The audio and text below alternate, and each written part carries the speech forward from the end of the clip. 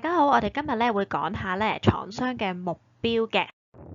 咁咧喺經濟學上面咧，我哋假設咧廠商基本上咧都係用利潤極大化，即係佢賺最多利潤咧為佢嘅目標嘅。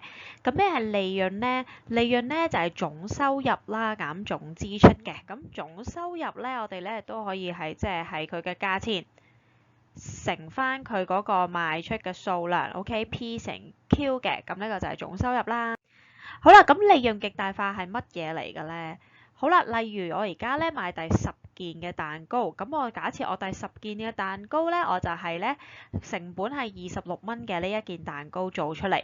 好啦，咁咧我就賣30蚊喎。咁咧你見到咧，咁我就可以賺錢啦，因為咧佢係高過個成本啊嘛。即係話我做呢第10件蛋糕嘅時候，個成本真係26蚊，但係咧我啲第10件蛋糕咧，我就可以賣30蚊嘅呢一第10件嘅蛋糕。咁咧我就可以賺咗4蚊啦，係啦。咁咧因為我有錢賺咧，咁我就不如繼續生產啦。咁我就會提高個產量啦喎。好，咁提高個產量咧，去到生產第10，咁我會生產第11件蛋糕啦。咁去到第11件蛋糕嘅時候咧，個成本咧係27蚊喎。咁我同樣地都係賣30蚊一件，咁咧我都係賣嘅價錢咧係高過我呢一件蛋糕嘅邊際成本嘅，咁所以咧我咧就會仍然係有錢賺，我就繼續生產，提高個產量啦。好，咁我就去到第12件蛋糕咯喎。第12件蛋糕嘅時候咧，我嘅成本係28蚊，我咧可以賣30蚊，同樣啦。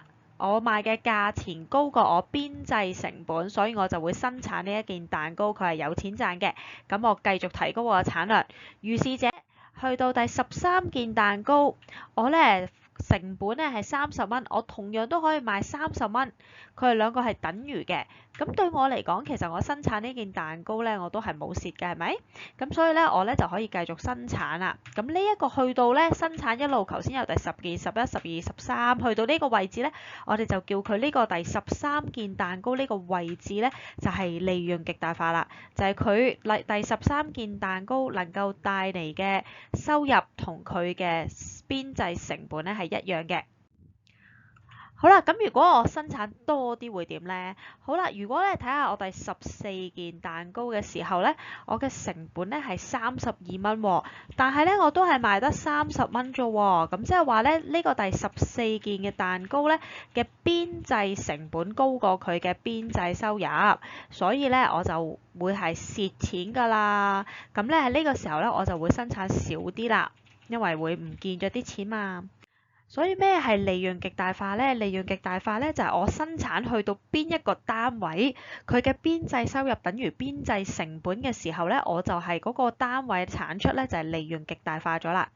咁雖然你話哇，咁去到嗰個單位咪好似冇錢賺咁咯，但係你諗下，其實咧頭先咧去到第13個單位咧，呢個第13個單位嘅時候咧，佢哋兩個係等於嘅，呢一件蛋糕係等於嘅。但係其實咧，我哋生產到第13件單位之前咧，其實每一件蛋糕咧都係已經賺咗錢㗎。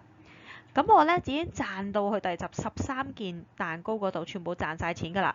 好啦，如果我再生產嘅時候，第14件蛋糕，如果你記得頭先第14件蛋糕咧，我係蝕錢㗎嘛。咁所以咧呢一件咧我就唔生產啦，我就生產咧去到第13件蛋糕咧，我就會停低。咁咧，所以我哋咧去到呢一個位置，佢係 MR 等於 MC 嘅時候咧，我就會係可以將我嘅利潤咧去達到最大嘅時候咧，就係利潤極大化嘅條件啦，就係 MR 等於 MC， 邊際收入等於邊際成本。咁我哋再睇下咧，喺一個競爭性市場咧，啲廠商會點樣利潤極大化咯喎？咁喺競爭性市場裏面咧，我哋咧係有好多買家同賣家嘅。好啦，咁跟住之後咧，仲要咧喺買家嘅角度睇嚟咧，唔同賣家賣嘅嘢咧，其實係一樣嘅，佢冇分別嘅。即係你去 A 公司、B 公司、C 公司買，其實佢都覺得一樣㗎。咁咧，佢亦都係可以咧自由進出市場㗎喎。係啦，咁喺呢個時候咧，你會見到啦，佢有好多數量，而個個都覺得你間公司都差唔多嘅啫，佢哋又自由進出嘅，所以佢哋有個特徵咧，就係佢哋唔能夠影響市場價格啦。唔能夠影響市場價格啦。佢只可以根據而家嘅市價嚟到決定生產嘅數量嘅。OK， 佢咧係睇住個市價嚟做人嘅。好啦，咁喺呢個時候咧，個競爭性廠商嘅時候咧，嗰個邊際收入咧，其實就會等於價錢啦，因為佢無論生產幾多個，每一件都係賣同樣嘅價錢嘅。咁所以咧，佢個 MR 咧喺呢個情況，我哋會發現咧，佢哋同個價格係一樣嘅，等於 P 嘅。好啦，咁即係點咧？咁我哋而家做下啲數咧，計一計數，大家就會知㗎啦。例如而家咧，佢個產品嘅價錢係12蚊啦。咁咧，佢俾咗個總成本嚟，咁我哋要揾翻個利潤極大化咧，我哋就一定要記得要揾翻邊際成本同邊際收入喎。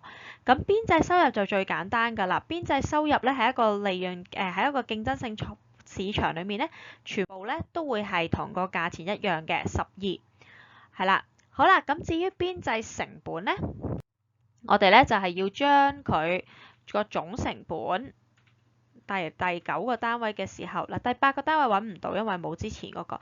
第9個單位嘅時候，我哋將個總成本80減75，咁咧就會揾到係5啦。好啦，咁跟住第10個單位同樣啦，都係咁樣減。咁咧，我哋就會揾到晒我哋嘅邊際成本出嚟啦。好啦，咁跟住你咧，好快就已經見到啦。佢哋邊一個位置咧係邊際成本等於邊際收入咧？冇錯啦，就係第產出12嘅時候，佢哋兩個就相等啦。咁呢一個單位咧，第12個單位咧就係利潤極大化啦。咁我哋計一計總收入，揾埋個利潤，睇下係咪真係最大先。好啦，咁呢個單位係利潤極大化啦。咁總收入咧就係頭先講咗啦，係價錢乘產出啦。咁所以係12乘8啦。咁我哋就揾到總收入啦。咁跟住利潤咧就減翻總收入減總成本啦。咁就會揾到利潤啦。咁你見到咧，的確係嘅，喺第12個單位嘅時候咧，個產出咧就係會係最高嘅，利潤係最高嘅。係啦，咁我哋呢個就係揾利潤極大化。如果由總成本揾利潤極大化就係咁樣揾啦。好啦，如果佢俾呢個平均成本你，我哋點樣揾翻個利潤極大化單位呢？咁咧，我哋咧其實最終目的啦，我哋一定要揾係邊際成本同邊際收入呢兩個，我哋係每一次都要揾嘅嘢嚟嘅。咁而邊際收入咧，我哋第一步咧就將個價錢啦168。填晒落去先，係啦，全部都係168㗎啦。好啦，咁但係我哋由平均成本去到邊際成本之間咧，中間係爭咗一樣嘢嘅，就係總成本啊，係啦，即係好似我哋之前揾都係嘅，平均要揾翻總先揾到邊際嘅，係啦，咁所以我哋咧要揾邊際之前，我哋要先揾翻個總成本先。咁啊，總成本咧就會係由平均變總成本咧，就係乘翻個產出啦，所以75乘5就係總成本啦。咁下面如此類推啦，80乘6啦，88乘7啦，咁樣咧就揾到個總成本咯喎。好啦，揾完總成本之後咧，我就可以揾邊際成本啦。邊際成本咧，嗱第一個單位咧係揾唔到嘅，因為咧我哋冇之前嗰個冇得減啊，除非佢一開頭已經係俾個0，有個0嘅單位你啦，係啦，咁我哋冇得減啊，揾唔到啦。咁跟住之後咧，咁下面咧就我哋係將480減翻375，呢度減咗佢，咁你就會揾到咧邊際成本係105啦。咁咧就揾晒邊際成本出嚟咯喎。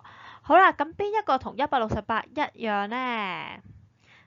好快地已經知道咧，第8個單位咧就係利潤極大化嘅產出數量啦，因為佢哋兩個都係一樣啦。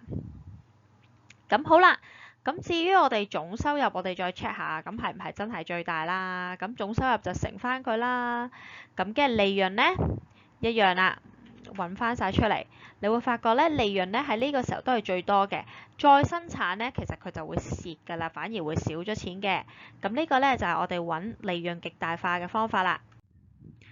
咁好啦，咁除咗利潤極大化之後，我哋有陣時都可以話佢有其他嘅目標嘅。例如可能佢啱啱開鋪嗰陣時候，佢係想要多啲人知佢啦，就知道佢一間公司啦。可能佢嘅銷售額極大化啦，賣得越多越好啦，但係佢就未必係賺最多錢啦。或者可能佢係想要爭一個市場佔有率啦，市場佔有率極大化啦。咁有啲可能就係佢係會要講好多社會嘅企業責任嘅，係啦，有社會責任嘅咁樣。咁佢呢啲咧都係有唔同嘅目標啦，或者有啲可能係興趣嘅，好中意喺做呢一樣嘢，所以開呢間公司。咁佢呢啲係個人嘅目標啦，或者可能佢咧係瀕臨不執笠邊緣啦，咁佢以求存為佢目標啦。咁但係基本上咧，我哋都係咧假設咗廠商咧係以利潤極大化為一個目標嘅。好啦，咁最尾總結一下啦，利潤極大化嘅條件咧就係 MR 等於 MC，呢個一定要好好記住佢。邊際收入等於邊際成本，而咧邊際收入喺一個競爭性市場裡面咧係會等於價錢嘅。好啦，咁而邊際成本咧，我哋就一定要揾到總成本，先至再下面減上面咧，先揾到邊際成本嘅喎。所以記住啦，有平均要揾總先揾到邊際㗎。